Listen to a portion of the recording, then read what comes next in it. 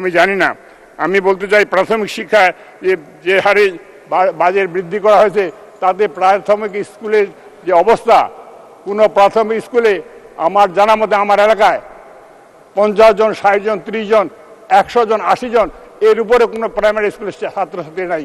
অথচ পাশেই একটা মাদ্রাসা আছে, একটা কিন্ডারগার্টেন স্কুল আছে, সেখানে যথেষ্ট ছেলে মেয়ে লেখাপড়া করে এবং সেখানে তারা 200 থেকে 2000 টাকা বেতন দিয়ে সেই স্কুলগুলোতে লেখাপড়া করছে ছেলে মেয়েরা। কিন্তু আপনার সরকারি স্কুলগুলো, প্রাইমারি সরকারি স্কুলগুলোতে ছেলে মেয়েদের সংখ্যা অত্যন্ত কম।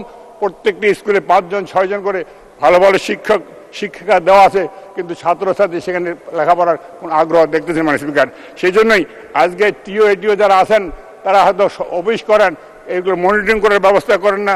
কেন ছেলেমেয়েরা স্কুলে যায় না, প্রাইভেট স্কুল সরকারি স্কুলে না গিয়ে কিন্ডারগার্টেন বা মাদ্রাসায় পড়ে, এই বিষয়টি আমার মনে হয় দেখা দরকার।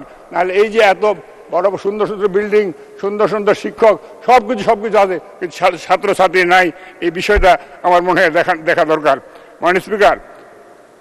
এর মধ্যে আমি বলতে চাই যে বিদ্যুতের কি অবস্থা মাননীয় স্পিকার। আমার এলাকায় কয়েক থেকে ঘন্টার পর ঘন্টা বিদ্যুৎ নাই। কারণ কি? 11,000 লাইন তার ছিঁড়ে গেছে। কি কারণ? আরইবি, আরইবি আপনার যে তাদের আন্ডারে পল্লী বিদ্যুৎ সমিতি, প্রত্যেকটি জেলায় পল্লী বিদ্যুৎ সমিতি আছে। এই সমিতিগুলা লক্ষ লক্ষ টাকা লোকসান দেয়, তারা লাভ করতে পারে না। কারণটা কি? কারণটা ওদেরকে যে মালপত্রগুলো জিনিসপত্রগুলো দেওয়া হয়, যেমন ট্রান্সফরমার, ইনসুলেটার, তার, আপনার যে সব জিনিস তাদেরকে সমিতিগুলো দেওয়া হয়, সেগুলো সেন্ট্রালি এখানে খরিদ করা হয় মাননীয় স্পিকার, এই আপনার আরডিবির হেড অফিসে। এবং এইখানে যখন এই মালগুলো কিনে তারা সিন্ডিকেট করে কিনে, এবং এই ট্রান্সফরমারগুলো এত নিম্নমানের যে 2 বছর 1 বছর 6 মাস গেলে ট্রান্সফরমার নষ্ট হয়ে যায়।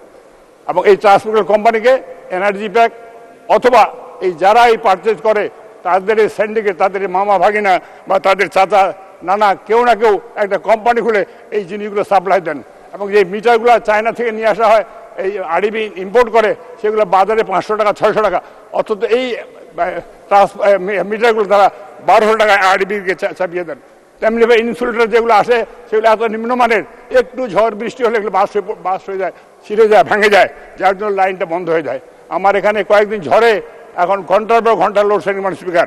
সেই জন্য আমি বলতে চাই, দুর্নীতির যে আখড়া, সেই আখড়াটাকে ভাঙতে হলে এইসব সিন্ডিকেটে ভাঙতে হবে। আজকে আরবির হেড অফিসে যে মালগুলো খরিদ করা হয় অত্যন্ত নিম্নমানের, এবং এই নিম্নমানের মালগুলো প্রত্যেকটা সমিতিকে, পল্লী বিদ্যুৎ সমিতিকে চাপিয়ে দেওয়া হয়, এবং তারা সেইগুলো নিয়ে কাজ করে, এবং সেইগুলো ঠিকভাবে কাজ করে না, মান এত নিম্নে, যার জন্যই সেখানে আমাদের গ্রাহকের ভোগান্তি শুরু হয়ে যায় মাননীয় স্পিকার। সেই জন্য আমি বলতে চাই, এগুলো তদন্ত করে দেখা দরকার, এবং পল্লী বিদ্যুতের যে সমিতিগুলো আছে তাদেরকেই তাদের মাল কিনতে দিলে তারা লোকসানের ভারও কমবে, জিনিসও ভালো পাবে, এবং সেটা টেকসই হবে।